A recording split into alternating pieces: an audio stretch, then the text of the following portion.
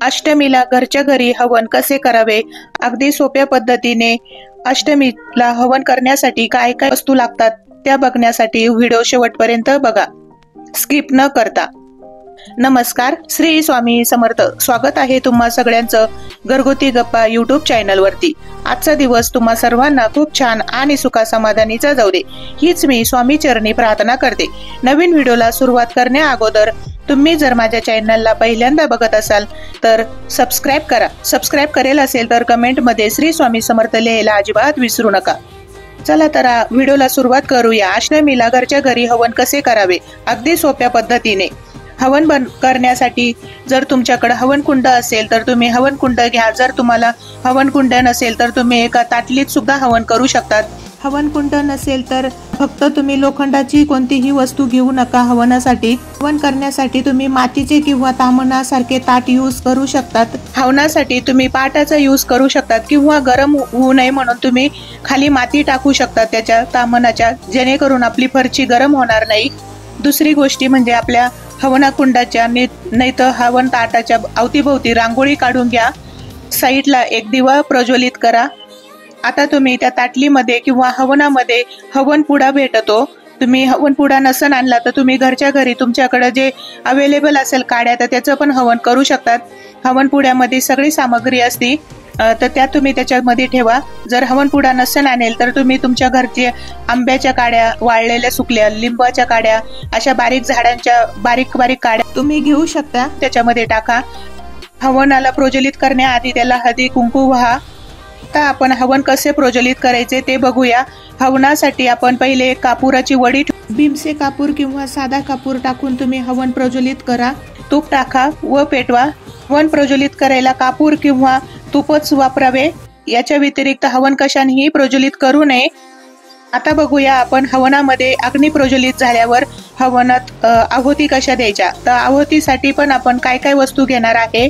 शुद्ध गाईचे तूप, पांढरे तीळ, जवस, तांदूळ व साखर हे मिक्स करून घ्यायचे आहे तुम्हाला आहुतीसाठी. रात्रीमध्ये अवश्य करायला पाहिजे हवन. हवन केल्याने आपले नवरात्रीचे पूजन सफल होते. हवन केल्यामुळे काय होतं, धार्मिक हवनाच्या प्रभावाने नकारात्मक ऊर्जा दूर होते. यामुळे आरोग्य व समृद्धी लाभते.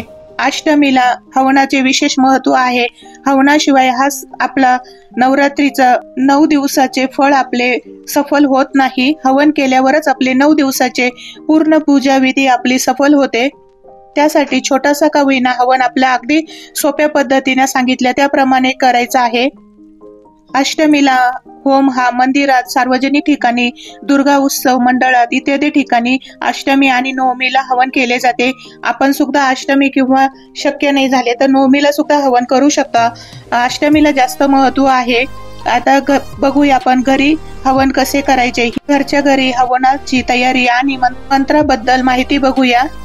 नवरात्रीमध्ये अष्टमीला देवीला प्रसन्न करण्यासाठी हवन केले जाते. हवनाला लागणाऱ्या पदार्थामध्ये धूप, तांदूळ, सुके खोबरे, दही, आंब्याचे लाकडं, सुपारी, मध, तूप, अत्तर आणि अक्षदा यांचा समावेश होतो. सर्व घटक एकत्र करून हवनामध्ये अग्नी प्रज्वलित करून त्यामध्ये स्वाहा म्हणून तुम्हाला टाकायचे आहे. थोडं थोडं तुम्हाला एवढ्या सगळ्या वस्तू नाही भेटल्या तर अगदी तुम्ही तांदूळ म्हणजे अक्षदा सुद्धा टाकू शकता आणि शुद्ध गाईच्या तुपाची सुद्धा आहुती देऊ शकतात तुम्ही.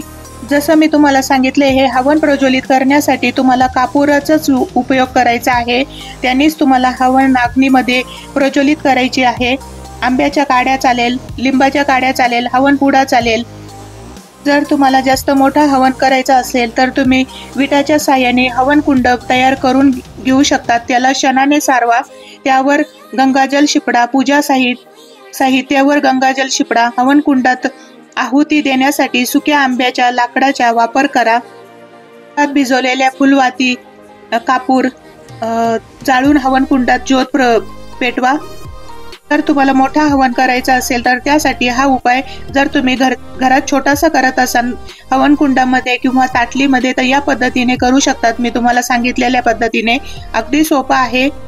आता आपण हवनामध्ये अक्षदा किंवा गाईचे शुद्ध तूप अर्पण करायचे आपल्याला. या सगळ्या देवतांचे नाव घेऊन ओम अग्निदेवताये स्वाहा, ओम अग्निदेवताये स्वाहा, ओम अग्निदेवताये स्वाहा. असं तुम्हाला 5 वेळेस म्हणायचे आहे, 5 वेळेस आहुती द्यायची आहे। आधी आपण अग्निदेवताला आगमन करायचे आहे की तुम्ही अग्निदेवताला आमंत्रित करायचे आहे, उपस्थित राहा म्हणून असं अग्निदेवताला विनवणी करायची आहे 5 वेळेस आहुती देऊन। आता आपल्याला 11 वेळेस गणपतीला आहुती द्यायची आहे। कोणत्याही कार्यामध्ये आपण पहिले गणपतीला पूजतो, तर ओम गणगणपते स्वाहा, ओम गणगणपते स्वाहा, ओम गणगणपते स्वाहा असं म्हणून 11 वेळेस आपल्याला गणपतीची आहुती द्यायची आहे। त्यानंतर आपल्याला 11 वेळेस ओम दुर्गाये स्वाहा, ओम दुर्गाये स्वाहा, तुम्हाला मंत्र हळू म्हणला तरी चालेल, पण स्वाहा म्हणताना मोठ्याने म्हणून आहुती द्यायची आहे। स्वाहा म्हणताना तुम्हाला मोठ्याने स्वाहा म्हणून आहुती द्यायची आहे प्रत्येक मंत्राच्या वेळेस। 11 वेळेस जप झाल्यावर नंतर ओम ऐं क्लीं चामुंडाय विच्चे स्वाहा, ओम ऐं क्लीं चामुंडाय विच्चे स्वाहा या मंत्राने सुद्धा तुम्हाला आहुती द्यायची आहे 11 वेळेस।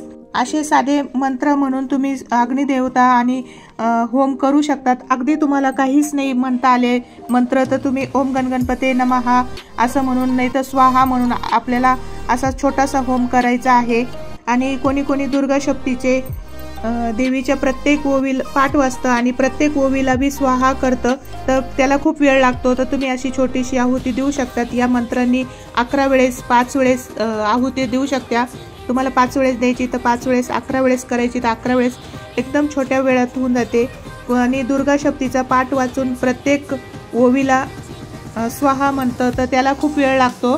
तर दुर्गा शक्तीच्या पाठाचं उद्यापन सुद्धा आपण करतो या होमानीच। होम केल्यानेच आपलं दुर्गा शक्तीचे आपण 1 पाठ करो, 7 केले असन, 9 केले असन, तुम्ही जो संकल्प केला असन तुमचे पाठ हे झाल्यावर तुम्हाला अष्टमीला नवमीला पण होम करायचा असतो, तेव्हाच आपल्या दुर्गा शक्तीचे पाठाचे उद्यापन होते।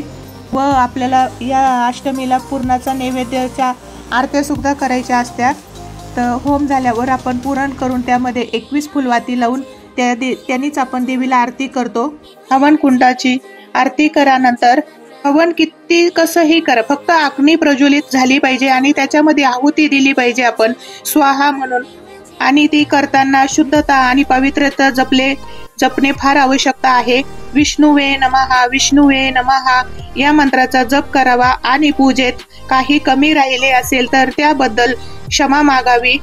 शेवटला आपण क्षमा याचना नक्की करावी। आपल्या पूजेमध्ये काही कमी असेल तर देवी आपल्याला अगदी मनापासून माफ करते, त्यामुळे देवीचे नामस्मरण करून पूजेत काही कमी राहिले असल्यास तर त्याबद्दल क्षमा मागावी। अशी ही अगदी सोपी हवनाची विधी तुम्हाला आवडली, माहिती आवडली असेल, व्हिडिओ आवडला असेल अष्टमीचा होमाची बद्दल, तर चॅनलला लाईक, शेअर, सबस्क्राईब करा आणि कमेंटमध्ये कमेंट करा। बोल भवानी माता की जय, जय जगदंबा माता की जय। श्री अवधूत चिंतन, श्री गुरुदेव दत्त, श्री स्वामी समर्थ। ते व्हिडिओमध्ये दिसतंय तुम्हाला मी कशी प्रज्वलित केली अग्नी हवन मध्ये। माझ्याकडे हवन कुंड नाहीये तर मी डिश मध्येच केली आहे। असं छोटंसं अगदी हवन तुम्ही घरी पण करू शकतात। माझ्याकडे वाळेल चंदनाच्या झाडाचे काड्या होतात, तर मी त्याचं हवन केलंय। मी आधी थोडीशी खाली गौरी प्रज्वलित केली व त्याच्यावर कापूर ठेवला आणि कापुरावर हवन प्रज्वलित केलं। हवनाच्या आजूबाजूला हळदी कुंकू लावून घ्यायचं आहे। अग्नी प्रज्वलित झाल्यावर अग्नीला पाणी फिरवायचं आहे, म्हणजे हवनाला पाणी फिरवायचं आहे आपल्याला। अग्नी प्रज्वलित झाल्यावर पाणी फिरवायचं आहे, फुलं व्हायचे आहे। आता आपल्याला 3 चमचे तुपाने हवनामध्ये आहुती द्यायची आहे। अग्नीमध्ये आहुती देण्यासाठी गाईचे शुद्ध तूप वापरावे। यांनी 3 वेळेस आहुती द्यायची आपल्याला तुपाची। 3 वेळेस आहुती देऊन आपल्याला स्वाहा स्वाहा या मंत्राचा जप करायचा आहे।